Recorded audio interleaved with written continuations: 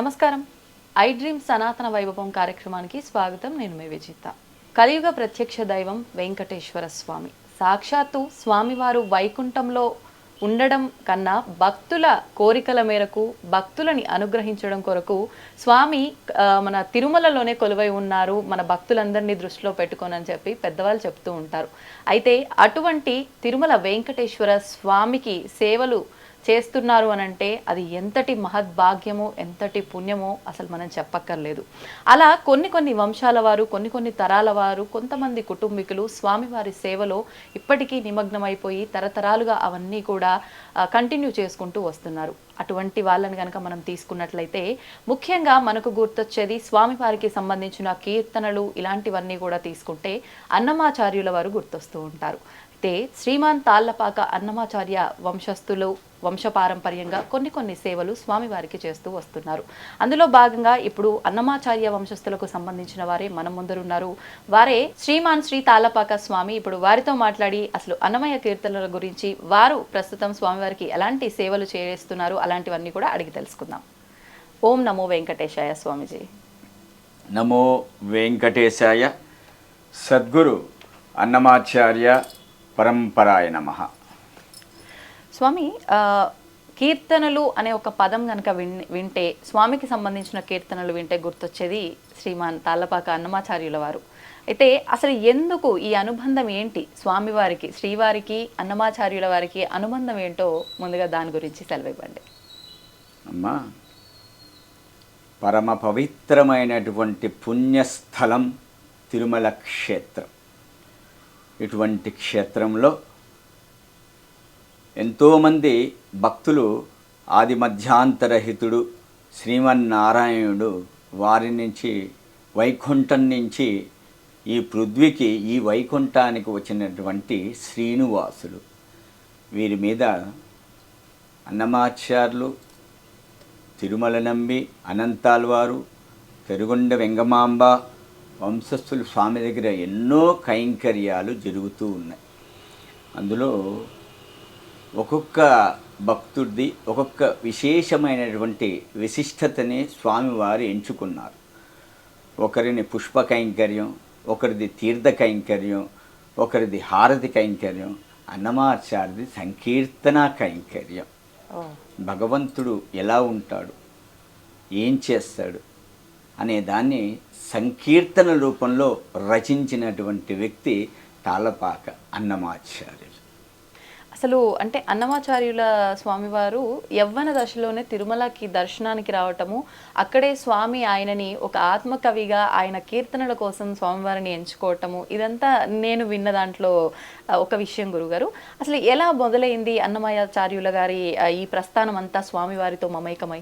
నారాయణసురి లక్కమాంబ అనే దంపతులకు అన్నమాచార్యులు తాళ్లపాక గ్రామం, రాజంపేట, కడప డిస్టిక్ అమ్మ, కడప జిల్లా, రాజంపేట తాలూకా, తాళ్లపాక గ్రామంలో అన్నమాచార్యులు 1408 1408లో జన్మించి 1503లో పరమపదించినారు. వారు చిన్నతనం నుంచి చెన్నకేశ్వర స్వామి ఆలయానికి వెళ్ళి అక్కడ వాళ్ళ తల్లిగారు ఏది చూపిస్తే ప్రసాదమో దేవుడికి నివేదన చేశాను నాయన అంటే ఆ ప్రసాదమే తిని పెరిగినటువంటి అన్నమాచార్యులు. 6 సంవత్సరాలకి గడ్డి కోస్తూ ఉంటే వెళ్ళి గడ్డి కోసుకొని రమ్మని తండ్రి ఆజ్ఞతో వెళ్ళి ఆ గడ్డి కోస్తూ ఉండగా ఆయన వేలు తగిలి ఇప్పటికి కూడా ఆ ఆనవాళ్ళు కనిపిస్తుందమ్మా, మీరు వెళ్ళి చూడొచ్చు. తాళ్లపాకకు వెళ్ళారంటే కొన్ని కోసల దూరంలో ఆ బండ పైన ఇప్పటికి కూడా ఆ ముద్రలు ఉన్నాయి, మీరు ఎప్పుడైనా పరిశీలించవచ్చు. ఆ చుట్టుపక్కల గ్రామస్తులను అడిగితే కూడా చూపిస్తారు. మొట్టమొదటిగా 6 సంవత్సరాలకి తిరుమల చేరుకున్నారు. 6 సంవత్సరాలు తర్వాత మళ్ళీ 12 సంవత్సరాలకి వెళ్ళి స్వామి అంటే ఏమిటి, ఈయన్ని ఎలా కీర్తించాలి, స్వామి మీద మనం ఏం రాయాలి అనేది భగవంతుని చూసిన తర్వాత అవగాహన చేసుకొని పల్లె పాటలు రాయడం మొదలుపెట్టాడు. పల్లె పాటలు, దాన్ని జానపద గీతాలు అంటారు. పల్లె అంటే ఒక గ్రామంలో పుట్టినటువంటి వ్యక్తి కాబట్టి భగవంతుని ఎలా అర్థం చేసుకోవాలో పల్లె వాళ్ళకి కొంతమందికి అవగాహన లేదు. అందుకనేసే భగవంతుడు ఇలా ఉంటాడు, ఈయన అనుగ్రహ ప్రసాదము ప్రతి ఒక్కటికి కావాలి, ఆయన నామాన్ని ఎలా కీర్తించాలని ప్రతి పల్లెకి వెళ్ళి స్వామి గురించి చెప్పేవారు. అప్పుడు పల్లె పాటలు ఎక్కువగా రాసి, అంటే దాన్ని జానపదాలు అంటారు. ఆ జానపదాలు రాసి అక్కడుండే భక్తులందరినీ ఏకీభవించి తిరుమలకి తీసుకొని వచ్చేటువంటి వ్యక్తి అన్నమాచార్యులు. అంటే స్వామివారి వర్ణన అంతా పాట రూపంలో. పాట అన్నప్పుడు అది పాట కాదు, ఆ పాటని జానపదాలు. జానపదాలు అంటే పల్లెలో ఉండే వాళ్ళకి డప్పులు వాయిస్తూ ఇది క్లాసికల్ పాడితే ఇష్టం ఉండదు, లైట్ మ్యూజిక్ పాడితే తెలియదు, ఏదో పాడుతున్నారు అనుకుంటుంది. జానపదాల్లో పాడినామనుక వాళ్ళకి అవగాహన అవుతుంది, పల్లె పాటల టైప్లో పాడినారంటే. అలా భక్తుల్ని స్వామి గురించి చెప్తూ జానపదాల్లోకి వచ్చి దాని తర్వాత భగవంతుని చూసి కైంకర్యం ఆరాధన చేస్తూ సంకీర్తనల్లోకి రూపుకొచ్చారు. మొట్టమొదటిగా తొలి తెలుగు వాగ్గేయకారుడు, పదకవిత పితామహుడు తాళపాక అన్నమాచార్యులు. అంటే ఆయన నుంచే ఆరంభమైంది ఇదంతా కూడా. మొట్టమొదటిగా తెలుగులో ఒక సంకీర్తనాన్ని, ఒక పదాల్ని రాగం కట్టి దాన్ని అనువుగా కీర్తనగా పాడినటువంటి వ్యక్తి అన్నమాచార్యులే. దాని తర్వాత ఆ బాణీని పట్టుకొనేసి కర్ణాటకలో పురంధరదాసు, త్యాగరాజు వీళ్ళందరూ అవగాహన చేసుకొని కొన్ని కీర్తనలు రాయడం మొదలుపెట్టారు. అలా అంటే స్వామివారు మొదటగా రాసిన కీర్తన కానీ రచన కానీ ఏది అనేది ఏమైనా మనకు తెలుస్తుందా గురుగారు?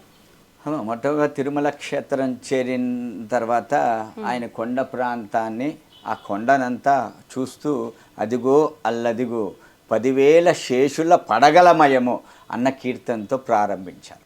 ఈ కీర్తన ఎందుకురా పాడినారంటే అన్నమాచార్యులు మెట్లెక్కుతూ ఆ కొండ ఎక్కడా అని భక్తుల్ని అడిగాడు, వాళ్ళతో పాటు వచ్చిన భక్తుల్ని. అదిగో ఆ కొండ కనిపిస్తూ ఉంది అంటే బంగారు శిఖరాల బహుబ్రహ్మమయము అనేది ఆ సంకీర్తనలో ఒక పదం వస్తుంది. అంటే అన్నమాచార్యులు చూసినప్పుడు ఆ కొండంతా ఎలాగా ఉంది అంటే 10,000 శేషులతో నిండి ఉంది. అది మనం అనుకుంటాం 7 పేర్లు ఉన్నాయి, శేషాద్రి, వృషభాద్రి, అంజనాద్రి, గరుడాద్రి, నారాయణాద్రి, వెంకటాద్రి అనేసి. కానీ అన్ని కొండలు కాదవి, ఒకటే కొండ, ఒకటే పర్వతం. ఆ పర్వతానికి ఇన్ని నామాలు ఉన్నాయి అన్నమాట. అందుకనేసి అన్నమాచార్యులు చూసినప్పుడు ఎలా ఉంది అంటే ఆయనకి బంగారు శిఖరాల బహుబ్రహ్మమయము. ఆ కొండంతా ఎలా కనిపించిందిరా అంటే ఇద్దరికీ కనిపించింది బంగారు కొండలాగా. ఒకటి రామానుజాచార్యులకి, తర్వాత అన్నమాచార్యులకి ఆ కొండ బంగారంలాగా ఉంది అనేసి నేటికి శిలాశాసనాల్లో ఉంది. ఓకే, అయితే స్వామివారు రాసిన, అన్నమాచార్యుల గారు రాసిన ఈ వాటిల్లోనే కీర్తనల్లోనే ఒకటి బ్రహ్మ కడిగిన పాదము అని చెప్పి, అది ఏమైనా? అమ్మా, చాలా కీర్తనలు ఆధ్యాత్మికము, శృంగారము, వైరాగ్యము, జ్ఞానము, మోక్షమని ఇలా సంకీర్తనలు రచించినారు అన్నమాచార్యులు. తిరుమల క్షేత్రంలో మాకు సుప్రభాతంలో ఏ కీర్తనలు పాడాలి, ఏకాంత సేవలో ఏ కీర్తనలు పాడాలి, అవే పాడుతూ ఉంటాం మేము. బ్రహ్మ కడిగిన పాదం కూడా పాడుతూ ఉంటాం. బ్రహ్మ కడిగిన పాదము బ్రహ్మము తానేని పాదము, బ్రహ్మ కడిగిన పాదము. ఇది ఒకరోజు ఏకాంత సేవకి సమయం అవుతుంది. అన్నమాచారి కాలం నాటి కాలం అమ్మ ఇది. మా పూర్వీకులు చెప్పగా మేమందరూ అదే కథని అందరికీ చెప్తున్నాం. వారి అన్నమయ్య నిలయంలో వారు శయనిస్తూ ఉన్నారు. ఇంకా శయనోత్సవానికి స్వామి దగ్గరికి వెళ్ళాలి, ఇంకా వెళ్ళలేదు. ఆ రోజు నిద్రపోయినాడు అన్నమాచార్యులు. అరే, స్వామివారు పరదా తీసి చూస్తున్నారంట. ఇంకా అన్నమయ్య రాలేదా, నాకు సంకీర్తన పాడాలి, నేను నిద్రించాలి, ఆయన కీర్తన ఉంటేనే నాకు నిద్ర వస్తుంది అన్న భావన చేసుకుంటూ ఉండి ఈ పక్క పరదా తీస్తే అరే అన్నమయ్య రాలేదా, ఈ పక్క పరదా తీస్తే అన్నమయ్య రాలేదా అని చూస్తూ ఉన్నారంట. ఆ, ఇంకా రాలేదు, ఎవరిని పంపిద్దామో అన్నమయ్యని పిలుచుకొని వచ్చేదానికి అనేసి ఎవరు పోకపోతే ఎవరి కైంకర్యాల్లో ఎవరి సేవల్లో వాళ్ళు అందరూ నిమగ్నమై ఉన్నారు. ఉమ్, స్వామివారే వెళ్ళారు స్వయాన. ఆ, ఇది స్వామివారే నేరుగా అన్నమయ్య దగ్గరికి వెళ్ళి, అన్నమయ్య ఇంకా నిద్రపోతున్నావా, వచ్చి నాకు సంకీర్తన పాడితేనే నాకు ఏకాంత సేవ జరుగుతుంది అంటే అన్నమాచార్యులు టక్కన లేచి, స్వామి నా ఇంటికి వచ్చేసారా, నా గృహానికి వచ్చేసారా, అయ్యో కూర్చోండి స్వామి, ఆసనం వేస్తున్నాను, క్షీరమిస్తాను. అన్నమయ్య నాకు అదేది వద్దు, నువ్వు వచ్చి సంకీర్తన పాడితే చాలు, రా, అయ్యో స్వామి ఇప్పుడే వచ్చేస్తున్నా అంటే స్వామివారు పరిగెత్తున్నాడంట. ఆ, స్వామి పరిగెత్తు ఉంటే, అయ్యో ఎంత పాపిని నేను, నా స్వామి నా ఇంటికి వస్తే కనీసం ఆసనం వేయలేదు, క్షీరమైనా ఇవ్వలేదు, కనీసం తీర్థమైనా నేను అడగకపోయినానే, ఎంత పాపిని, స్వామి వస్తున్నాననేసి అన్నమాచార్యులు పరిగెత్తున్నాడు అనమాట. స్వామి పరిగెత్తున్నాడు, అన్నమాచార్యులు పరిగెత్తున్నాడు. లోపలికి వెళ్ళేటప్పటికీ పెద్ద ఆయన కింద కూర్చునేశారు.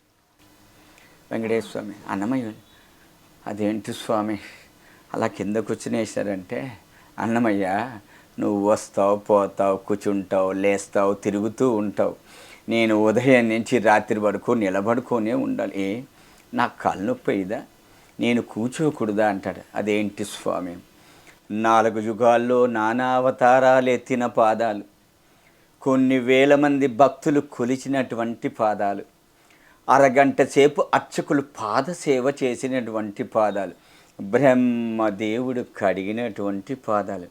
అవునా అన్నమయ్య, 4 యుగాల్లో నానావతారాలు ఎత్తిన పాదాల, కొన్ని వేల మంది భక్తులు కొలిచినటువంటి పాదాలు, ఓ అరగంట సేపు అర్చకులు పాదసేవ చేసినటువంటి పాదాల, ఓ బ్రహ్మదేవుడు కూడా కడిగాడా, అయితే ఇంతమంది భక్తులు కొలిచినటువంటి ఆ పాదాలని వర్ణించి ఒక కీర్తన రాయబా అన్నాడు. స్వామి మీకు ఏకాంత సేవకు సమయం అయిపోతుంది, మీకు వస్త్రం వేస్తారు, రా స్వామి పనుకుంటూ ఉంటే వినరయ్యా, ఈ భక్తులు వినరు, ఏరి కోరి పాదాల మీద కీర్తన పాడవయ్యా అంటే ఏకాంత సేవ సమయం ఏమవుతుందంటావే అంటారు. అయ్యో వద్దు స్వామి పాడతానని, బ్రహ్మ కడిగిన పాదము బ్రహ్మము తానే నీ పాదము, బ్రహ్మ కడిగిన పాదము, ఈ కీర్తన అలా వచ్చిందమ్మా. ఓ బాబా, ఎంత చక్కటి వివరణ గురుగారు, నిజంగా నాకైతే కళ్ళలోంచి నీళ్ళు వస్తున్నాయి.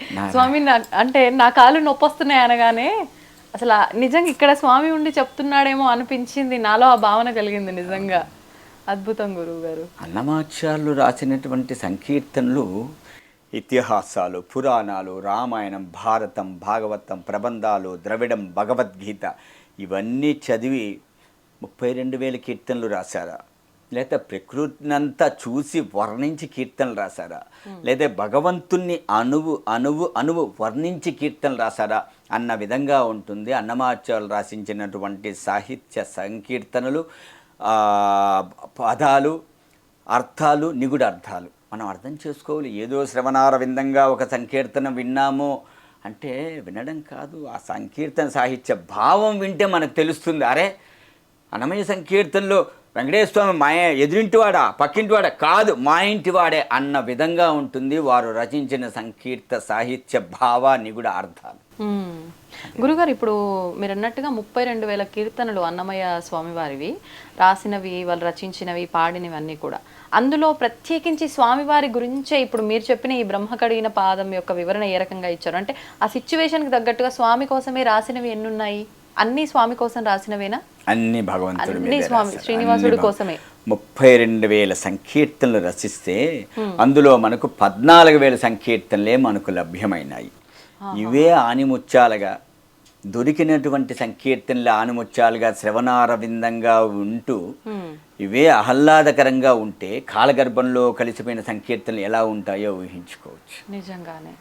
ఇప్పుడు ఈ దొరికిన 14,000 ఈ గ్రంథాలు తాళపత్రాల రూపంలో టీటీడీ ఆధ్వర్యంలోనే ఉన్నాయి అని. తాళపత్ర గ్రంథాల్లో అన్నమాచార్యులు లిఖించారు. సాలువ నరసింహరాయలు అనే రాజు ఉండేవారు. వారు ఈ తాళపత్ర గ్రంథాల్లో ఉండేటివన్నీ ఎప్పుడైనా శిథిలావస్థకు వస్తే కాలక్రమేణా ఇదంతా పోతాయని రాగిరేకుల మీద చేసినటువంటి వ్యక్తి సాలువ నరసింహరాయలు. ఓహో, వారికి అన్నమయ్య గారికి సంబంధం ఏమైనా అమ్మ వారు రాజమ్మ, రాజు. అంటే ఏ రాజ్యానికి అప్పట్లో ఎక్కడ ఆయన రాజుగా ఉండేవారు గురుగారు? ఇదే మన చంద్రగిరి నుంచి ఈ ప్రాంతానికంతా రాజుగా ఉండేవారు. అడిగారు, నువ్వు స్వామి మీదే రాస్తావా, నా మీద రాయవా అన్నారు. నా నాలుక నారాయణ నామం వెంకటేశ నామం తప్ప ఇతర నరులని నా నాలిక పలకదు అన్నాడు. దానికి శిక్షార్హుడు అనేసి ఆయన్ని జైల్లో బంధించారు, చెరసాల్లో వేశారు. అప్పుడు సాలువ నరసింహరాయలకి అర్థమయ్యే రీతిలో భగవంతుడు సాక్షాత్కరించి ఆయనకి ఏ దండను విధించాలో ఆ దండను విధించిన తర్వాత తెలిసింది, అన్నమాచార్యులు మామూలు వ్యక్తి కాదు, భగవంతుడు ఖడ్గం నుంచి ఉద్భవించినటువంటి వ్యక్తి. ఖడ్గం అంటే నందకం, నందకం నుంచి వచ్చినటువంటి వ్యక్తి. ఇతన్ని మనం గౌరవించాలి అనేసి చెరసాల నుంచి విడిపించి, నువ్వు ఎవరి మీద రాస్తావో ఆ కీర్తనలు తాటాకుల మీద రాస్తావో, నేను అన్ని దాని రాగిరేకుల మీద లిఖిస్తాను అని చెప్పి వారు అలా కొనసాగించారు. ఓహోహో, అంటే అలా కొనసాగించకపోతే ఇప్పుడు మనకు దొరికిన ఇవి కూడా ఉండుండేవి కాదేమో. కాదు, నిజంగా. అంటే స్వామివారు ఆ రకంగా అవి కొనసాగడం కోసం ఒక రకంగా ఆయన రూపంలో ఇది స్వామివారే పంపించారు సాలువ నరసింహరాయలు. అంతే అంతే గురుగారు. ఇప్పుడు ప్రస్తుతం మీరు ఎన్నవ తరం గురుగారు అన్నమాచార్య వంశస్థులు? తాళపాక అన్నమాచార్యుల నుంచి నేను 12వ తర వారసుని. అన్నమాచార్యులు, పెద్ద తిరుమలాచార్యులు, చిన్న తిరుమలాచార్యులు, తిరువేంకటనాథాచార్యులు, అప్పలాచార్యులు, కోనప్పాచార్యులు, శేషాచార్యులు, రాఘవాచార్యులు, కృష్ణమాచార్యులు, అనంతాచార్యులు మా తాతగారు, శేషాచార్యులు మా అనంతాచార్యులు మా ముత్తాతగారు, శేషాచార్యులు మా తాతగారు, రామాచార్యులు మా తండ్రి గారు. నా పేరు తాళపాక స్వామి. 11 మంది పూర్వీకుళ్ళు పంచవచ్చ పరమాన్నాన్ని పుష్టాన్న భోజనంగా తిని తీపి, కారం, పులుపు, వగరు, చేదు నానా రుచులతో భోంచేసి ఆ ఎంగిలి తీర్థాన్ని పుచ్చుకొని ఈరోజు నేను స్వామి దగ్గర సంకీర్తన కైంకర్యం చేస్తున్నానమ్మా. వాళ్ళు ఇచ్చినటువంటి తీర్థ కైంకర్యమే. భగవంతుని ఎలా ఉంటాడు, భగవంతుడు ఎప్పుడు కూర్చుంటాడు, ఎప్పుడు లేస్తాడు, ఎప్పుడు తాయాలతో మాట్లాడతాడు, ఎప్పుడు భక్తులను అనుగ్రహిస్తాడు అన్న దాన్ని సంకీర్తన రూపంలో రచించినటువంటి వ్యక్తి అన్నమాచార్యులు. అందుకనేసే భగవంతుడికి ఏకాంత సేవలో ఏ కీర్తనలు పాడాలి, సుప్రభాతంలో ఏ కీర్తనలు పాడాలి, ఏ కీర్తనలు పాడితే భగవంతుడికి ఇష్టము. మనకు నచ్చే సంకీర్తనలు పాడకూడదు, భగవంతుడికి మెచ్చిన సంకీర్తనలు పాడాలి ఏకాంత సేవలో. గురుగారు, ఇప్పుడు మీరు ఏకాంత సేవకు సంబంధించిన ఆ విధానాలని, ఆ కైంకర్యాలని మీరు ఆచరిస్తున్నారా ఆ వంశం వారిగా మీరు ఇప్పుడు? అవునమ్మా. అన్నమాచార్యుల నుంచి 3 కైంకర్యాలు సూర్యచంద్రులు ఉన్నంత కాలం అన్నమయ్య కైంకర్యం తిరుమల క్షేత్రంలో ఉండాలి అనేసి ప్రపంచాన్ని ఒక రాజు, ఆది మధ్యాంతరహితుడు వెంకటేశ్వర స్వామి అనుగ్రహించి ఈరోజు ఆ కైంకర్యం మేమందరూ అన్నమాచార్యుల కాల నుంచి మా వంశస్థులు ఆ ఆచారాలని పాటిస్తూ మీ ముందు ఈరోజు కూర్చోవాలి. సంతోషం గురుగారు. గురుగారు, ఇప్పుడు ఏకాంత సేవలో మీరంటూ కొన్ని కీర్తనలు స్వామివారికి పాడుతూ ఉంటారు ఆ సమయంలో. కానీ అంటే ఫస్ట్ తరం నుంచి అన్నమాచార్య గారు పాడినప్పటి నుంచి మీరు ఇప్పుడు 12వ తరం అంటే ముందు తరాల వాళ్ళంతా ఒకటే రకమైన కీర్తనలు ఉంటూ ఉండేవా, లేదంటే మీరు స్వామికి ఇదైతే నచ్చుతుంది ఈ సందర్భంలో అన్నట్లుగా మీకు తోచింది మీరు కీర్తిస్తూ ఉంటారా? అవునమ్మా. మా పెదనాయన పాడింది నేను పాడలేను, మా చిన్నాయన పాడింది నేను పాడట్లేదు. వారికి ముందు తరాల వాళ్ళు ఎలా పాడినారో నాకు తెలియదు, ఏ కీర్తనలు ఆలపించారో ఏకాంత సేవలో సుప్రభాతంలో. నేను ఇప్పుడు పాడే కీర్తనలు కొన్ని ఉంటుంది ఏకాంత సేవలో. లోపల 1 గంటకి ఇప్పుడు ఏకాంత సేవ 2 గంటలకు అలా జరుగుతుందమ్మా. అంటే సబ్జెక్ట్ టు బి రష్, భక్తులకి దర్శనార్థం తర్వాత ఏకాంత సేవ జరుగుతుంది. స్వామికి శుద్ధి కైంకర్య ఆరాధన లోపల జరిగేటప్పుడు ఆయన్ని పొగుడుతూ పాడాలి, పొగుడుతూ పాడాలి. ఇది ఏ సమయంలో జరుగుతుంది పొగుడుతూ పాడేది? అక్కడ లోపల అదే భక్తుల దర్శనం అనంతరం లోపల స్వామివారికి పుష్పాలు నిర్మాల్యం చేస్తూ ఉంటారు, శుద్ధి కైంకర్యం చేస్తూ ఉంటారు. ఆ సమయంలో ఆయన్ని పొగుడుతూ పాడతారు. నువ్వు ఆరుడువయ్యా, సూర్యుడువయ్యా, ప్రపంచంలో లేని ఒక రాజువయ్యా అంటే, అవునా నేను రాజునా అని చెప్పి టక్కన లేచి నిలబడతాడు భగవంతుడు. అప్పుడు నీకు ఏమేమి షోడశోపచారాలు కైంకర్యం జరుగుతూ ఉంది అన్నప్పుడు, షోడశ కళానిధికి షోడశోపచారములు షోడశకళానిధికి షోడశోపచారములు జాడతోడనిచ్చలును సమర్పయామి. జాడతోడనిచ్చలును సమర్పయామి. అలరు విశ్వాత్మకునకు ఆవాహనమిదే. నీ కీర్తనతో పాడుతూ ఉంటాను. అంటే ఇది పొగుడుతూ పాడారా అంటే గురుగారు కీర్తన?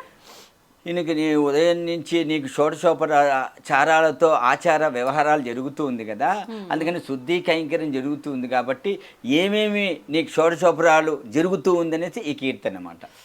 అదే ఓహోహోహో. అంటే ఏమేం జరుగుతున్నాయి, అన్ని సక్రమంగా ఆరాధన, జరుగుతున్నాయా నివేదన, స్వామి? అభిషేకము, అలంకరణ ఆహాహా. ప్రతి ఒక్కటి దాంట్లో వస్తుందని మా కీర్తన. ఓకే. పాడమంటారా పూర్తిగా? పాడండి గురుగారు. Okay okay. షోడశకళానిధికి షోడశోపచారములు జాడతోడనిచ్చలును సమర్పయామి. జాడతోడనిచ్చలును సమర్పయామి. అలరు విశ్వాత్మకునకు ఆవాహనమిదే. సర్వనిలయునకు ఆసనము నిమ్మినిదే. అలగగా జనకునకు అర్ఘ్యపాద్యాచమనాలు జలదిశాయికి నిమజ్జనమిదే. షోడశకళానిధికి షోడశోపచారములు జాడతోడనిచ్చలును సమర్పయామి. జాడతోడనిచ్చలును సమర్పయామి. వరపీతాంబరునకు వస్త్రాలంకారమిదే. సరి శ్రీమంతునకు భూషణములివే. ధరణీధరునకు గంధ పుష్పధూపములు తిరమిదే. కోటి సూర్య తేజోనకు దీపము. అమృతమదనునకు అదివో నైవేద్యము. గమిచంద్రనేత్రునకు కప్పురవిడెము. అమరిన శ్రీ వెంకటాద్రి మీద దేవునకు తమితో ప్రదక్షిణాలు దండములు ఇవిగో. షోడశకళానిధికి షోడశోపచారములు జాడతోడనిచ్చలును సమర్పయామి. జాడతోడనిచ్చలును సమర్పయామి. సమర్పయామి. సమర్పయామి. అద్భుతం అద్భుతం గురుగారు. నిజంగా ప్రతి నిత్యము పాడాల్సిందే ఖచ్చితంగా. అమ్మ, ఈ ఏకాంత కీర్తనే సేవలోను. ఉంటుందా గురుగారు ప్రతి నిత్యము? ఇందులో కూడా మళ్ళీ ఏమన్నా మారుస్తూ ఉంటారు? మారుస్తూ ఉంటారు. అంటే కీర్తనే మారుస్తూ ఉంటారా? కీర్తనే పాడే మారిపోతుంది. రాగం మారుతూ ఉంటుంది. కీర్తన మారిందంటే రాగం మారిపోతుంది. ఆహాహా. ఇప్పుడు ఈ కీర్తనకు ఈ రాగంలోనే పాడాలి అనే విశేషం ఏమైనా ఉంటుందా మా గురుగారు? త్యాగరాజు గారు ఒక రాగాన్ని నిర్దేశించి ఒక కీర్తన రాస్తే అదే నేటికి అదే రాగంలోనే అదే సాహిత్యంలోనే అనే భావన చేసుకొని పాడుతూ ఉన్నారు. అదంతా క్లాసికల్ కర్ణాటక మ్యూజిక్ అని. అవును గురుగారు. కానీ అన్నమాచార్యులు ఈ రాగం నిర్ధారణ చేసి ఈ తాళమును నిర్ధారణ చేసి బాహ్య ప్రపంచంలోకి పుస్తక రూపంలో అన్నమాచార్య ప్రాజెక్ట్ వారు దాన్నంతా ముద్రణ చేసి బయటకు వచ్చింది. కానీ వారు లిఖించబడినటువంటి ఆ రాగాలు మనం పాడలేకపోతున్నాం. కొన్ని కీర్తనలు పాడుతున్నాం కొన్ని. అందుకనేసే కళాకారులు సంగీత విద్వాంసులు ఈ కీర్తన ఇలా రాశారు, ఈ భావంతో రాశారు కాబట్టి దీనికి ఒక రాగ నిర్ధారణ చేసుకొని ఇలా పాడితే బాగుంటుంది అనుకొని అన్నమాచార్య ప్రాజెక్టు విద్వాంసులందరూ అలా ఊహించుకొని అలా కొత్త కొత్త రాగాలతో అన్నమాచార్య సంకీర్తనలు భావన చేసుకొని అలా ప్రచారం జరుగుతుంది. ఓకే ఓకే, సంతోషం గురుగారు. కానీ బాలకృష్ణ ప్రసాద్ గారు చాలా అద్భుతంగా సంకీర్తనలు బాణీలు కట్టి ఎన్నో క్యాసెట్ సీడీల రూపంలో రిలీజ్ అయినాయి. ఇప్పుడు గురుగారు మేము చూస్తున్నంత వరకు కూడా అంటే మా ముందర పెద్దవాళ్ళు మా అమ్మమ్మ లేదంటే నానమ్మ వాళ్ళు ఏం ఆచరిస్తున్నారో చూస్తూ మేము నేర్చుకుంటూ ఉంటాం. కొన్ని మాత్రం వాళ్ళు చెప్తే విని నేర్చుకుంటూ ఉంటాం. అంటే ఏదేమైనప్పటికీ మన పూర్వీకులు ఏది ఆచరిస్తున్నారో అది ఆచరిస్తూ ఉంటాము ఖచ్చితంగా. అలాగా ఇప్పుడు మీరు 12వ తరంలో ఉన్నారు. మీ ముందర తరాలు అనంటే మొదట మూలం వచ్చేసి అన్నమాచార్యుల వారు. అప్పటి నుంచి ఇప్పటికి కంటిన్యూ అవుతున్న ఆచార వ్యవహారాలు సాంప్రదాయాలు ఏమైనా ఉన్నాయా కొనసాగుతున్నవి ప్రస్తుతం కూడా?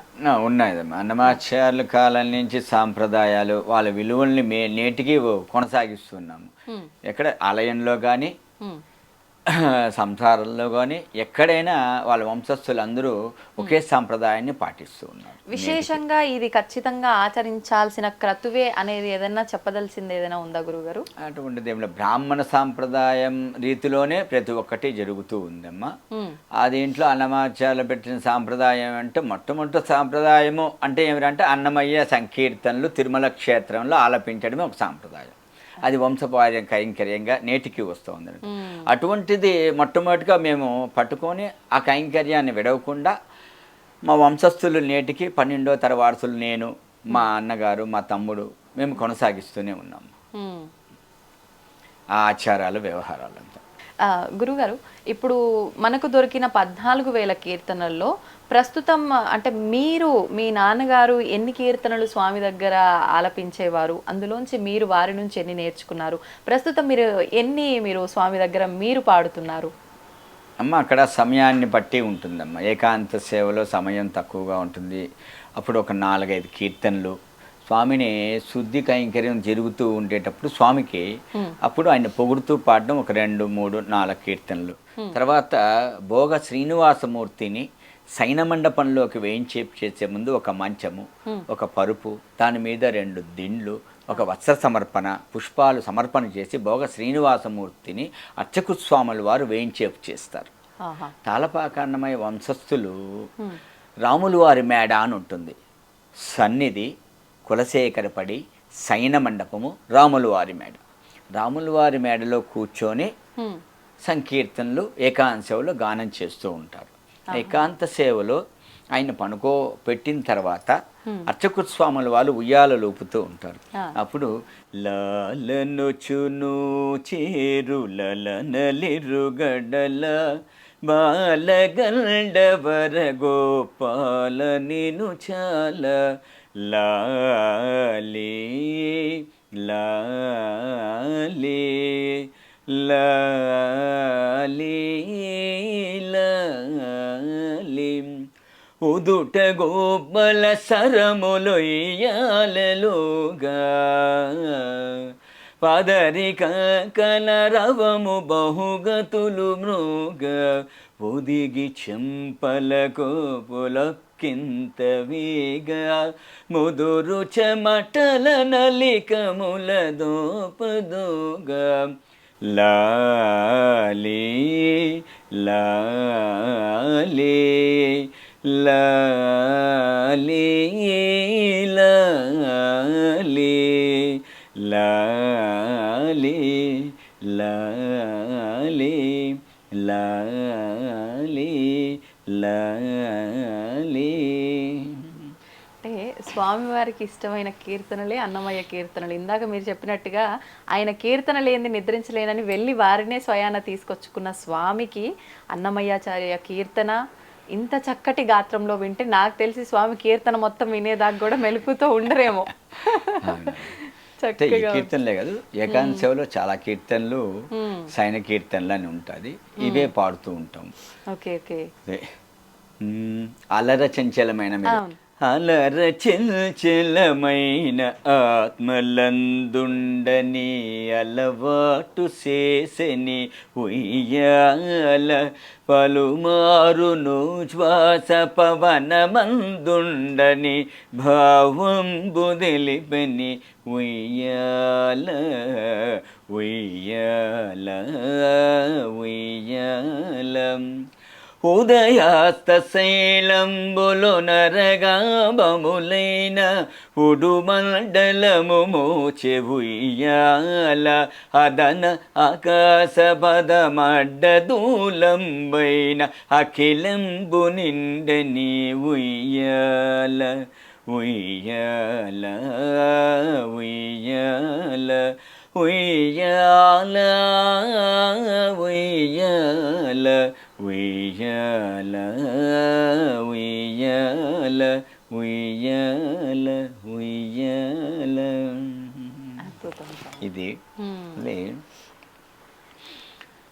నిద్రించి పాల జల నిధి వలనే ఉద్దిక శ్రీరమణునికి ఒత్తరే పాదములు ఉయ్యాల జంపాల ఉయ్యాల జంపాల వేగుదాగ చిత్తగించి విద్యలెల్లనాదరించి బాగుగా కృపారసము పంచి పంచి వేగుదాగ చిత్తగించి విద్యలెల్లనాదరించి బాగుగా కృపారసము పంచి పంచి ఏ గతి పవలించెను ఎట్ల భోగిల్చెను ఏ గతి పవలించెను ఎట్ల భోగిల్చెను భోగేంద్ర రమణుని ఊచరే ఉయ్యాల ఉయ్యాల జంపాల ఉయ్యాల జంపాల సరగుణ యోగ నిద్ర చాలించి లోకమెల్ల కరుణించదలచి వెంకటగిరిపై అరుదుగా సకల లోక ఆరాధ్యుడై మించి అరుదుగా సకల లోక ఆరాధ్యుడై మించి విరివినాల వట్టాలు విసరరే సతులు నిద్రించి పాల జల నిధి వలనే ఉద్దిక శ్రీరమణునికి ఒత్తరే పాదములు ఉయ్యాల జంపాల ఉయ్యాల జంపాల ఉయ్యాల జంపాల. అద్భుతం గురుగారు. గురుగారు, ఇలా స్వామివారికి ఇప్పుడు ఏకాంత సేవలో ఇలాంటి కీర్తనలు మీరు పాడుతూ ఉన్నారు. ముందర మీరు స్వామివారిని పొగుడుతూ కొన్ని పాడుతూ ఉంటారు అని చెప్పారు. అంటే ఈ రెండు విధానాల్లోనైనా స్వామివారికి సంబంధించి ఎన్నెన్నో సేవలు ఉన్నాయి. సుప్రభాత సేవ అని వివిధ సేవలు ఉన్నాయి. ఆ సేవల్లో కూడా మీరు ఆలపించే కీర్తనలు ఏమైనా ఉన్నాయా? లేదమ్మా, ఆ సమయంలో ఏముండదా? ఓన్లీ ఏకాంత సేవ, సుప్రభాతలో మేల్కొలుపు కైంకర్యము, ఏకాంత సేవలో సైనోత్సవ కైంకర్యము, సైన కీర్తనలు, జోల, లాలి, ఉయ్యాల, కళ్యాణోత్సవం అనేది 3 కైంకర్యం. అప్పుడు శ్రీదేవి భూదేవి తాయార్లిద్దరూ తాళపాక వాళ్ళింటి ఆడబిడ్డలుగా మేము కన్యాదానం చేస్తే స్వామివారికి కళ్యాణోత్సవం అభిజిత్ లగ్నంలో మధ్యాహ్నం 12 గంటలకు అది అన్నమాచార్య కాలం నుంచి కొనసాగుతూ ఉందమ్మా. నేటికి టీటీడీ వారు నిర్వహించేటువంటి కళ్యాణోత్సవంలో కూడా తాళపాక వాళ్ళది కన్యాదాన కైంకర్యం నేటికి జరుగుతూ ఉందండి. ఎందుకని గురుగారు, దీని వెనకాల అన్నమాచార్యులే మొట్టమొదటిగా కళ్యాణోత్సవం ప్రారంభించారు కనుక ఎవరింట్లో ఆడబిడ్డలుంటే వాళ్ళే కన్యాదానం చేయాలి కాబట్టి అన్నమాచార్యులే కళ్యాణోత్సవం ప్రారంభించారు కాబట్టి వారి చేతుల మీదుగానే కళ్యాణోత్సవం జరుగుతుంది. ఓకే ఓకే గురుగారు, స్వామివారికి సంబంధించి ఎన్నెన్నో కీర్తనలు ఉన్నా కూడా సుప్రభాతానికి సంబంధించిన ఆ కీర్తనలు, ఆ పాటలు అని అంటే ఎంతో మంది భక్తులు ఇష్టపడుతూ ఉంటారు. దానికి సంబంధించిన కీర్తన ఏదైనా పాడతారు? కొండల్లో నెలకొన్న చాలా బాహ్య ప్రపంచంలో అందరికీ నాలుగు మీద నడయాడే కీర్తన. కొండలలో నెలకొన్న కోనేటి రాయడువాడు కొండలంత వారములు గోపెడువాడు. కొండలలో నెలకొన్న కోనేటి రాయడువాడు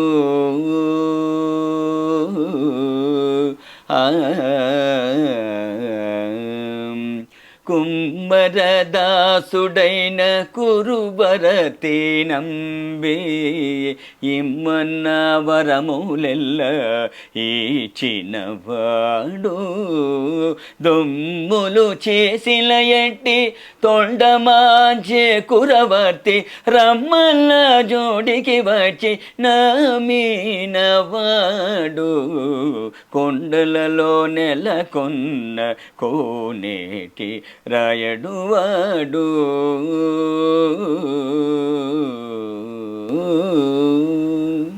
అద్భుతం గురుగారు. గురుగారు మీరు ఇంతకు ముందర ఒక విషయం చెప్పారు. ముందుగా అన్నమాచార్యుల వారు పల్లె పాటలకు సంబంధించి వాళ్ళని అందరినీ కూడా స్వామి వర్ణనని వాళ్ళకి ఆ రకంగా ప్రేరేపించి అందరినీ తిరుమలకి తీసుకు వచ్చేవారు అని చెప్పి, అవునమ్మా. ఆ విధంగా అంటే ఇప్పుడు మీరు ఆయన వంశస్థులుగా అలాంటి క్రతువులు ఏమైనా చేస్తున్నారా ముందర తరాల వారు కానీ ఇప్పటి వాళ్ళు కానీ? మా పూర్వీకులు ఏమి కానీ చేయలేదు. నేను తిరుమలలో చేరిన తర్వాత ఊరూరా అన్నమయ్య, ఇంటింటా అన్నమయ్య అనే కాన్సెప్ట్ ఒకటి తీసుకుని వచ్చి ప్రతి శనివారము 2 తెలుగు రాష్ట్రాల్లోనూ మా అన్నమయ్య సేవలు జరుగుతూ ఉంది. ఊరూరా అన్నమయ్య, ఇంటింటా అన్నమయ్య. ఏ రకమైన సేవలు గురువు గారు?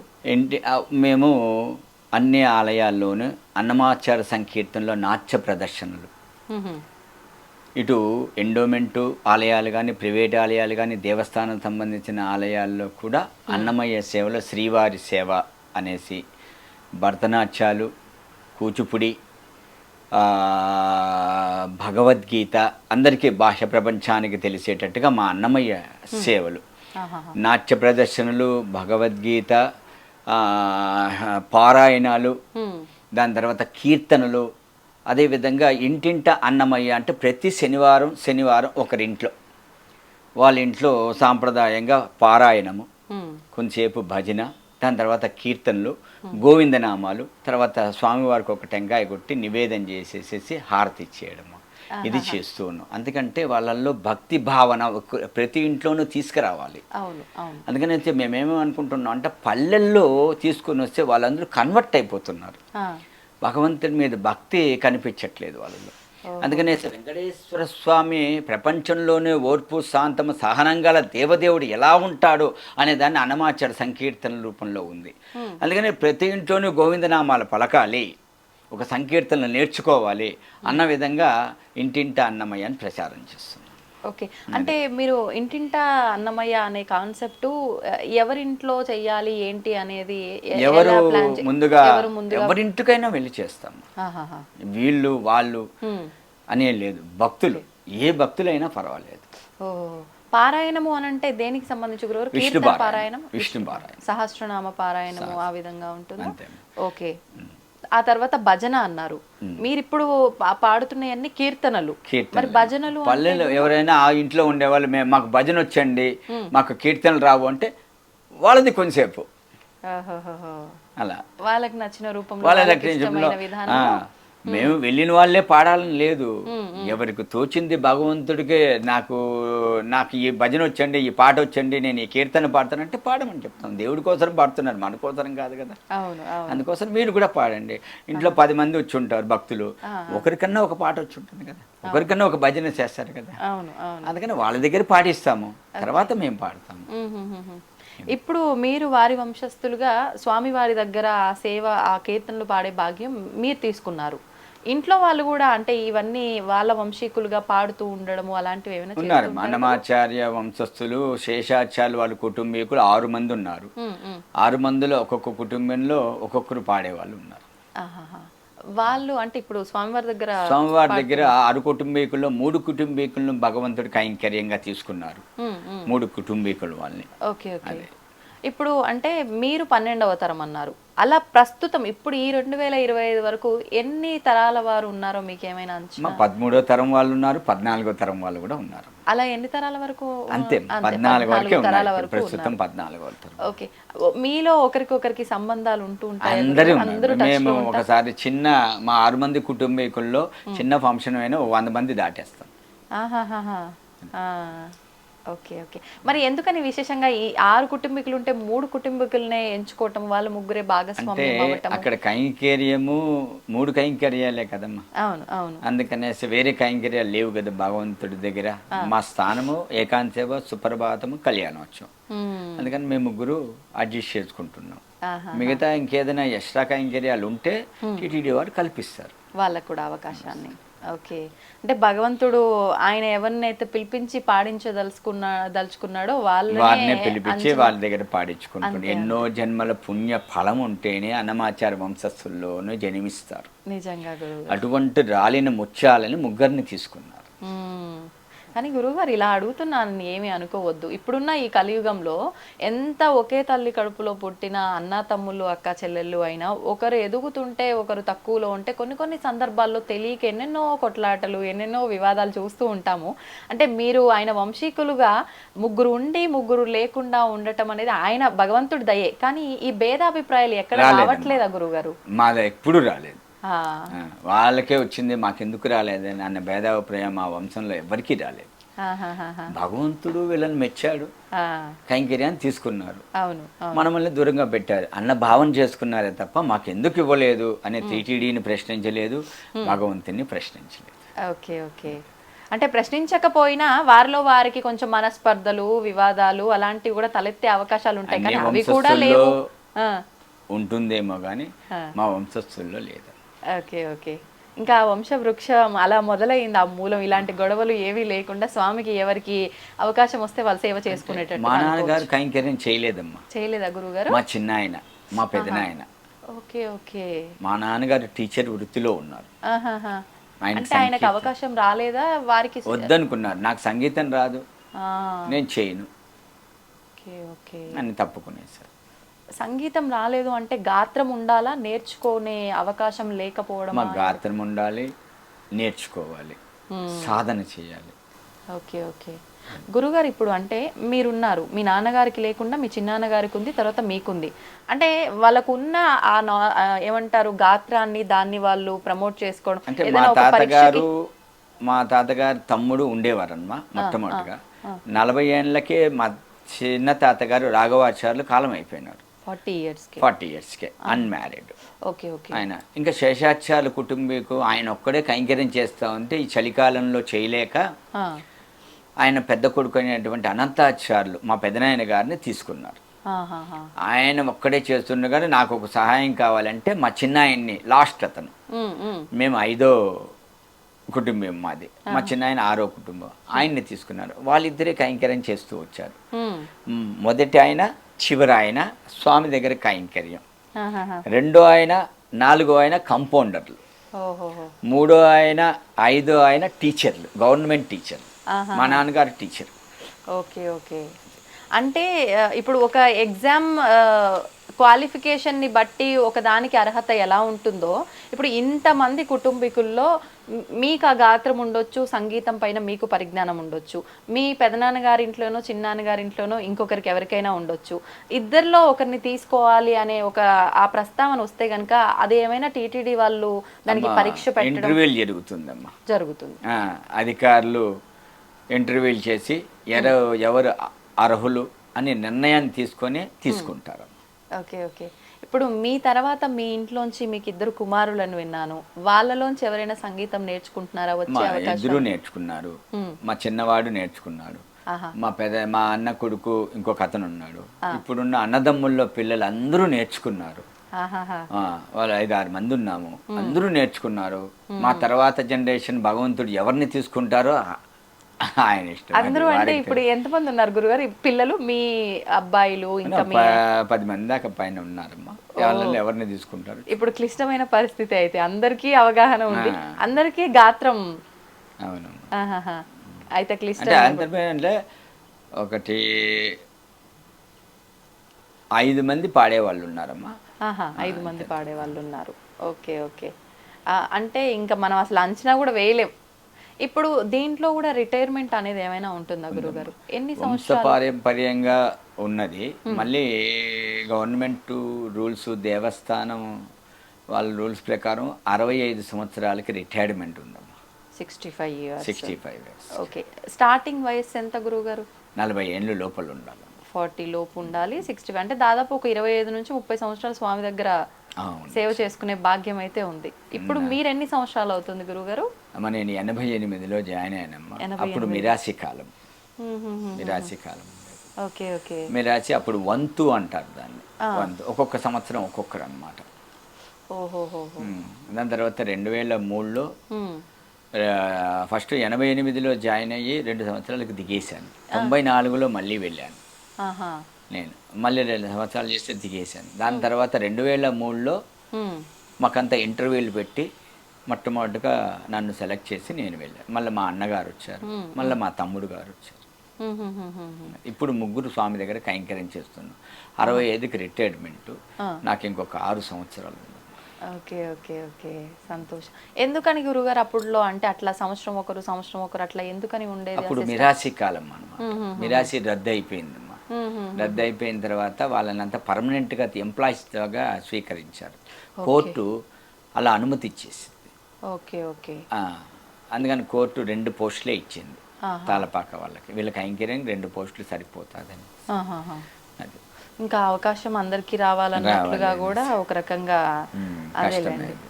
ఇప్పుడు ఎలా ఉంది గురుగారు? ఇప్పుడు పరిస్థితులు ఎలా ఉన్నాయి? అంటే ఇప్పుడు కూడా అదే విధానం కొనసాగుతుందా, లేదంటే ఇప్పుడు ముగ్గురు కంటిన్యూ చేస్తున్నారు? అంటే మారటాలు సంవత్సరం తర్వాత 2 అలాంటిది ఏమీ లేదు, వరుసగా ఇప్పుడు మీరు ఇంకొక 6 సంవత్సరాలు ఉంటారు. పర్మనెంట్ ఎంప్లాయీస్ కదా, అందుకని రోజు డ్యూటీకి వెళ్ళాలి. Okay okay. అంటే ఎన్ని అవర్స్ అని ఉంటుందా గురుగారు? అవర్స్ అని ఏం లేదు, సేవ. ఆ సేవ టైంకి వెళ్ళాలి, రావాలి, అంతే. ఓకే. ఎంతసేపు ముందర వెళ్తూ ఉంటారు? అంటే ఒక్కొక్క రోజు భక్తుల రద్దీని బట్టి ఒక్కొక్క రకంగా ఉంటుందేమో కదా గురుగారు దర్శనాల సమయం? సాయంత్రం వెళ్ళిపోతాము, రాత్రి ఏకాంత సేవ జరుగుతుంది. Subject to be rush. ఒకసారి 12కి, ఒకసారి 1 గంటకి, ఒకసారి 2 గంటలకి, అట్లా. ఇంకా ప్రతిరోజు సాయంత్రం మళ్ళీ ఉదయం మేల్కొలుపు అని అంటే అది మీరు అక్కడే ఉంటాము, నైట్ అక్కడే ఉంటారు. అక్కడే ఉండి సుప్రభాతం కూడా చూసుకొని 4 గంటలకు వచ్చేస్తాం. 3 గంటలకు సుప్రభాతం. Okay okay. 4 గంటలకు వచ్చేస్తాం. సాయంకాలం వెళ్ళి ఇంకా మార్నింగ్ సుప్రభాతం కంప్లీట్ చేసుకొని రావటం. ఓకే.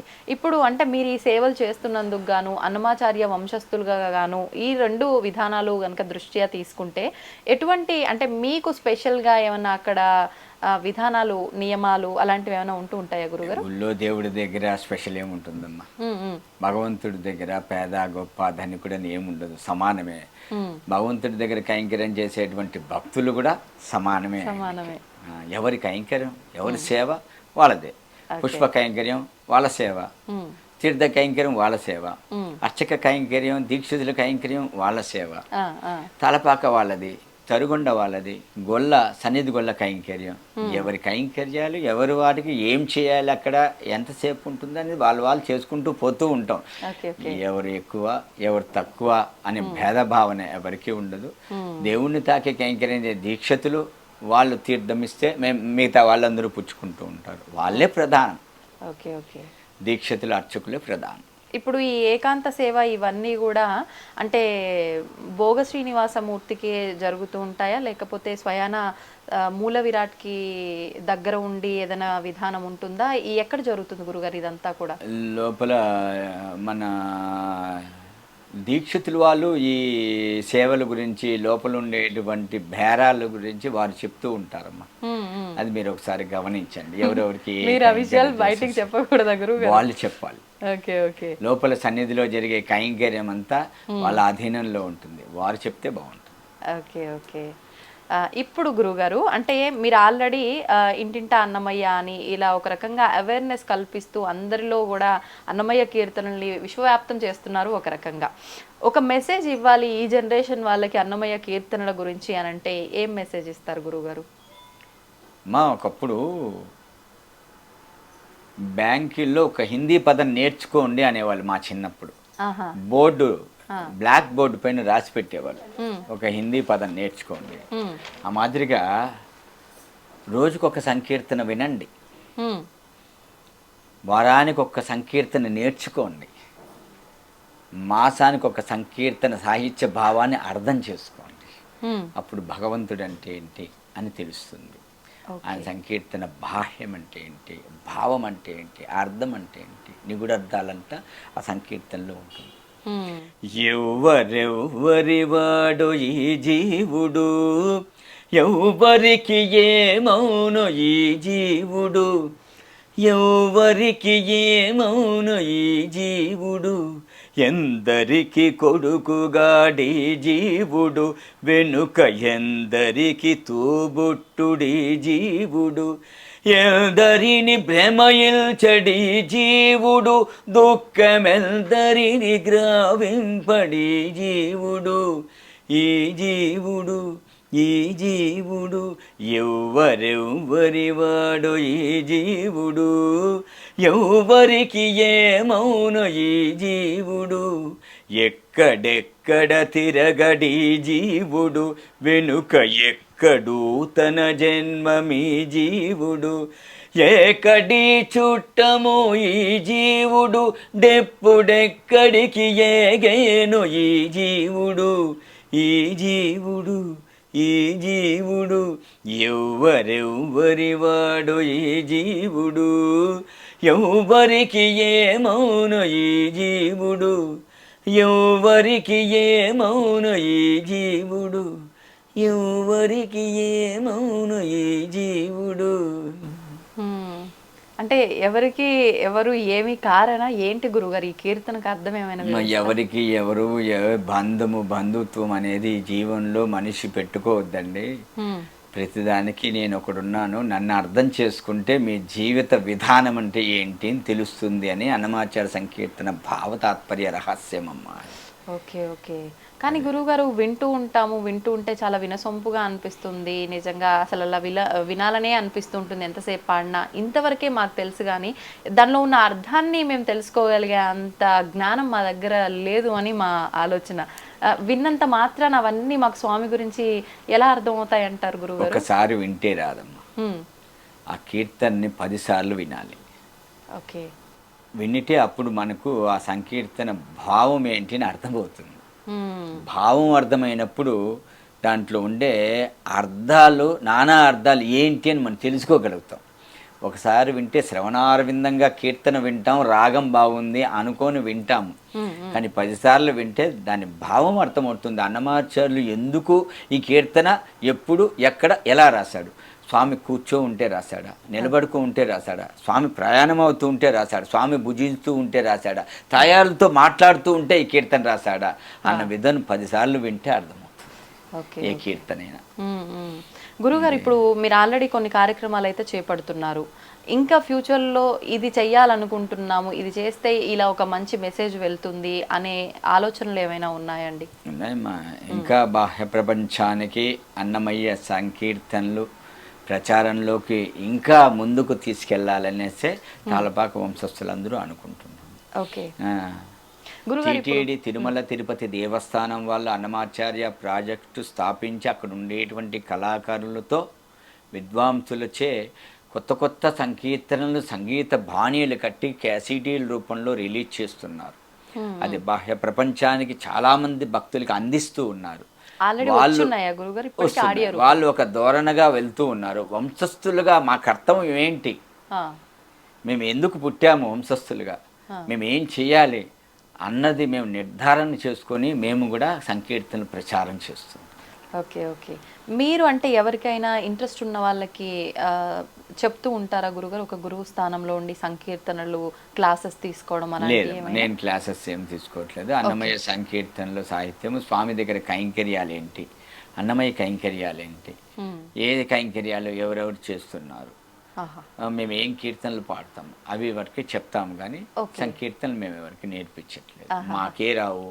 అయ్యయ్యో, మీకు రాకపోవడం ఏంటి గురువు గారు? స్వయాన వెళ్ళి సాక్షాత్తు ఆ స్వామి దగ్గరే మీరు పాడుతూ ఉన్నారు, మీకు రాకపోవడం. గురుగారు, మీ వెనకాల చూస్తుంటే అన్నమయ్య స్వామి వారి విగ్రహం కనిపిస్తోంది. స్వామి చేతిలో ఏదో పట్టుకున్నట్టుగా కనిపిస్తుంది, అసలు ఏంటది? మాది తంబూరా అంటారు. తంబూరా అంటే అది మ్యూజిక్. దానికి 4 స్ట్రింగ్స్ ఉంటుంది. ఓకే. స్ట్రింగ్స్. దాని నుంచి సజ్జమము పంచమము, మళ్ళీ సజ్జమము పంచమును 4 స్ట్రింగ్స్ ఉంటుంది అనమాట. దాని ద్వారా శృతి అంటారు. ఓకే. శృతి. ఆ శృతిని పట్టుకొని మేము లోపల కీర్తనలు పాడాలన్నమాట. తంబూరా అంటారు. నందకము అన్నమాచార్యులు ఒక ఖడ్గం నుంచి ఉద్భవించారు అన్నారు. నందకము అంటే అది ఒక ఖడ్గం అనమాట. అంటే కత్తి. కత్తి అది భగవంతుడికి ఎక్కడరా ఉంటుందంటే మహావిష్ణువు నిలబడితే నాభి నుంచి తిరువడి వరకు ఉంటుంది.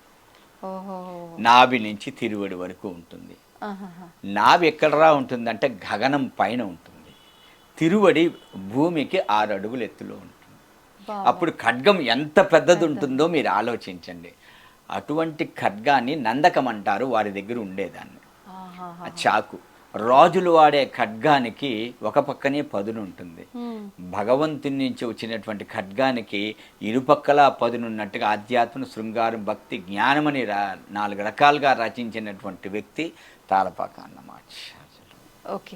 ఇప్పుడు అంటే 4 రకాలుగా రచించారు అని చెప్పారు. అందులో మీరు పాడిన కీర్తనలు దేనికి భక్తి సంబంధించినవి కీర్తనలు కూడా భక్తి. పాడతాము. హ్మ్. లోపల ఏకాంశవులు అన్ని భక్తి కీర్తనలే వస్తుంటుంది. కొన్ని కీర్తనలు శృంగార కీర్తనలు వస్తుంది ఏకాంశవులు. ఆహా. అంటే అక్కడ స్వామిని అమ్మవారిని ఇద్దరిని స్మరిస్తూ వస్తుందా గురుగారు? అక్కడ ఎలా ఉంటుంది? ఫస్ట్ స్వామివారిని ఆవాహన చేసి అర్చకులు స్వామిల వల్లి పండుకోబెడతారు.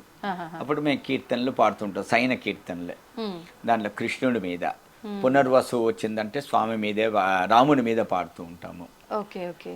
అదే రోహిణీ నక్షత్రం వచ్చిందంటే కృష్ణుని మీద పాడుతూ ఉంటాము. ఆహాహా. శ్రవణ నక్షత్రం ఉంటే స్వామి మీద రోజు పాడే పాటలే పాడుతూ ఉంటాము. ఓకే. తాయార్లు తిథి నక్షత్రాలు ఏదిని వచ్చింటే మంగళవారాలు, శుక్రవారాల్లో తాయారు మీద పాడుతూ ఉంటాం. ఏమని పొగడుదు మేయిక నిను ఆమని సొబగుల అలమేల్ మంగ, ఏమని పొగడుదు మేయిక నిను ఆమని సొబగుల అలమేల్ మంగ, ఏమని ఏమని ఏమని పొగడుదు మే తిరు తిరు జవరాల తిత్తి తిరు తిరు జవరాల తిత్తి ఈ తరళమైన నీ తారహార మధురే తిరు తిరు జవరాల తిత్తి జమ జక్క జం జం జనకీ నాని ప్రకటప్పు మురవొబ్బే బల బల సకల బదిగి సరసబు కొమ్మ నీ మొక సిరి మురిసేన చింబుల మురిపెముల తిరు తిరు జవరాల తిత్తి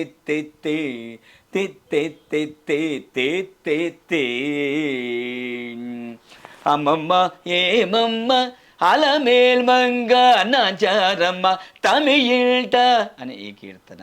అదే కంటి శుక్రవారము గడియలేదింట అంటి అలమేలు మంగ అండనుండే స్వామిని కంటి. ఈ కీర్తన అంటే విశేషాన్ని బట్టి ఒక్కొక్కటి ఒక్కొక్క రకంగా పాడుతూ ఉంటారు. గురుగారు మీరు ఇందాకే అంటే స్టార్టింగ్లోనే ఒక విషయం చెప్పారు, మనకు నచ్చినవి కాదు స్వామికి నచ్చినవే పాడాలి, కీర్తించాలి ఆ సమయాన్ని బట్టి అని చెప్పి. మీరు ఇప్పుడు చెప్పారు నక్షత్రాలను బట్టి, వారాలను బట్టి కూడా విశేషాలను బట్టి స్తుతిస్తూ ఉంటాం కీర్తనలు అని. కానీ మనకంటూ ఒకటి నచ్చింది ఏదో ఒకటి ఉంటుంది, వాళ్ళ కోసం అవి నచ్చినవి పాడినప్పటికీ. మీకు నచ్చింది ఏదైనా ఉందా కీర్తన? ఉందమ్మా. అది ఒక్కసారి. హరి నీవే సర్వాత్మకుడవు, హరి నీవే సర్వాత్మకుడవు, ఇరవగువావనమీయగదే హరి నీవే సర్వాత్మకుడవు. చూడక మానవు చూచేటి కన్నులు ఏడనేవైన ఇతరములు నీడల నిల్త నిరూపములే గదయిడువడని ఇహమీయగదే హరి నీవే సర్వాత్మకుడవు. కలుగక మానదుకాయపు సుఖములు ఇలలో పలగలవెన్నైనా అలరిన శ్రీ వెంకటాధిపనికే ఇలనర్పితము ఇహమీయగదే హరి నీవే సర్వాత్మకుడవు హరి నీవే, హరి నీవే. ఈ పాట నాకు చాలా ఇష్టం, ఈ కీర్తన. ఎందుకని గురుగారు, అంటే ఎన్నో కీర్తనలు ఉన్నప్పటికీ ఇదే మీకు ఎందుకు అంత నచ్చింది? నా పేరు ఆయన పేరు ఒకటే కనుక ఓ. హరి హరి అని. నాకు చిన్నప్పటి నుంచి ఈ కీర్తన చాలా ఇష్టం, ఎక్కువగా ఈ కీర్తన పాడుతాను. మీరు ఏ వయసులో నేర్చుకున్నారు గురుగారు ఈ కీర్తనలు కానీ సంగీతం కానీ ఇవన్నీ? 15వ సంవత్సరం. 15వ సంవత్సరం. అప్పటి నుంచి ఇంకా స్వామి కీర్తనలు ఏదో ఒకటి పాడుతూ ఉండేవారా నేర్చుకున్న దగ్గర నుంచి? మీరు నేర్చుకుంటున్నప్పుడు మొదటగా నేర్చుకున్నది మీకు గుర్తుందా? మొత్తం సంగీతమే నేర్చుకున్నాను. మొదటగా నేర్చుకున్న పాట నిత్య పూజలేవేవో నిరసిననో ప్రత్యక్షమైనటి పరమాత్మోనికి నిత్య పూజలేవేవో.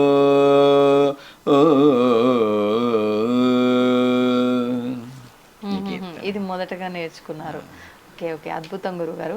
అయితే ఇప్పుడు కొన్ని కీర్తనలు ఇంకా విశేషమైనవి, భక్తుల మనసును తాకే కీర్తనలు కూడా ఇంకా కొన్ని ఉంటూ ఉంటాయి గురుగారు. అలాంటివి ఏవైనా 1-2 మా అందరి కోసం పాడి వినిపించండి.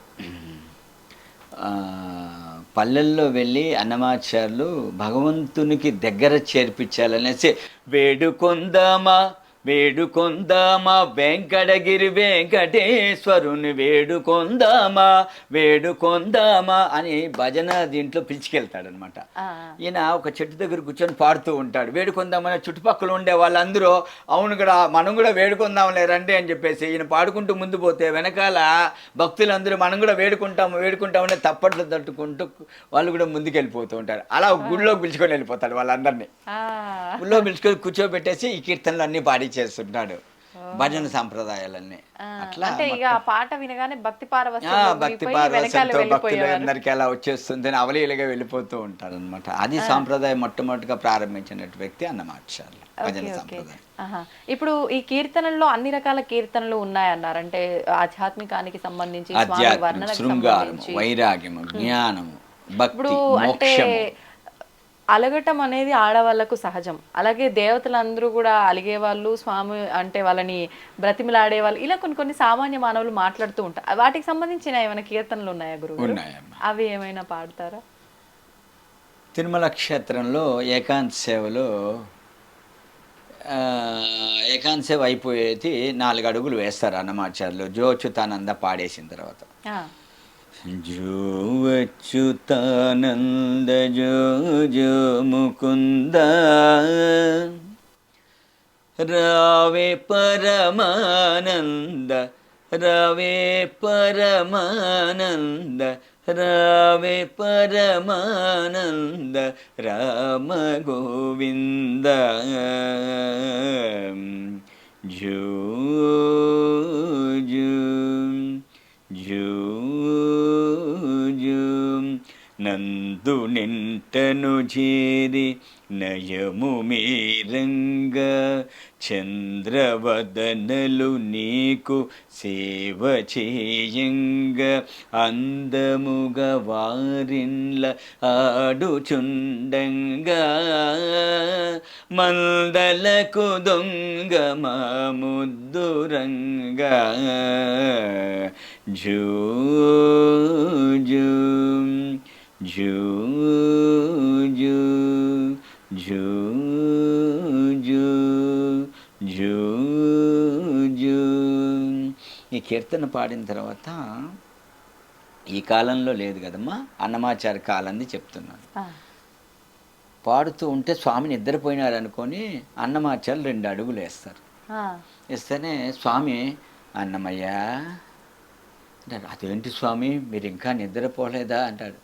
నాకెక్కడ నిద్ర వస్తుంది, నువ్వు పాడుతూ ఉన్నావు, ఈ ఉయ్యాల ఊగుతూ ఉంది, నీ పాట నిలిపేశావు, ఉయ్యాలాగిపోయింది, నా నిద్రపోయింది అన్నప్పుడు మరి ఏం చేయమంటారు స్వామి అంటే, పద్మావతి దేవిని పిలువయ్యా, ఉయ్యాలు ఊపుతూ ఉంటే నాకు నిద్ర వస్తుంది అన్నాడు.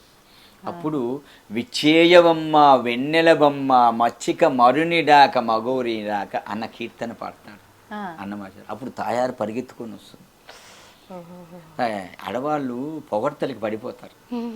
అమ్మవారిని అమ్మా తల్లి జగజ్జనని లోకపావని మాత పద్మావతీదేవి నీ మనసు ఎటువంటిదమ్మా అంటే గగనంలో వీచేటువంటి చంద్రబింబం అనేటువంటి ఆ కాంతి చల్లదనానికంటే నీ మనసు చాలా మెచ్చదైందమ్మా అని అంతే పడిపోయింది అమ్మవారు. అయ్యో. అప్పుడు పరిగెత్తుకొని వచ్చేసి అలా తాయాలని కూడా ఇలా పిలుస్తూ ఉంటారు అన్నమాట అన్నమాచార్య. అలివేలు మంగమ్మని కూడా అంటే ఆవిడ మహత్యాన్ని గొప్పతనాన్ని పొగుడుతూ చెప్తూ ఒక కీర్తన ఉంది అని విన్నాను. ఆ కీర్తన ఏమైనా? చాలా కీర్తనలు ఉన్నావు. అది ఒక్కటి ఏమైనా పాడండి గురుగారు. ఇప్పుడు పాడిందంతా అమ్మవారి పైన. అమ్మమ్మ ఏమమ్మా అనేది ఏమని నిన్ను పొగడదను. స్వామి అడుగుతారు ఎప్పుడు నా మీద పాడతావు, లక్ష్మీదేవి మీద శ్రీదేవి భూదేవి వాళ్ళ మీద పాడంటే వాళ్ళని పొగిడేంత స్తోమత నాకు లేదు, ఆమెను ఏమని పొగడదు నేను అని కీర్తిస్తారు. Okay okay. అదే సంతోషం గురుగారు, చాలా చక్కటి విషయాలు మాట్లాడారు. నాకైతే చాలా సంతోషంగా ఉంది. అంటే ఎన్నో తరాల నుంచి ఇట్లా స్వామివారి సేవలో ఉండి మనందరికీ గుర్తొచ్చేది స్వామివారి వర్ణన, ప్రతి ఒక్క విషయంలో గుర్తొచ్చేది అన్నమయ్య స్వామివారి కీర్తనలు. ఆ కీర్తనలకు సంబంధించిన వంశస్థులైన మిమ్మల్ని కలవటం, మీతో ఇన్ని విషయాలు పంచుకోవడం నాకు చాలా ఆనందంగా ఉంది గురుగారు. ఆయన సేవ చేస్తున్నందుకు మీరు అదృష్టవంతులైతే మీ అందరితో మాట్లాడుతున్నందుకు నేను కూడా ఎంతో అంత అదృష్టం చేసుకున్నానని అనుకుంటున్నాను. నమస్తే అండి. ఐ డ్రీమ్స్ వారికి నాకు ప్రత్యేక కృతజ్ఞతలు, ధన్యవాదాలు.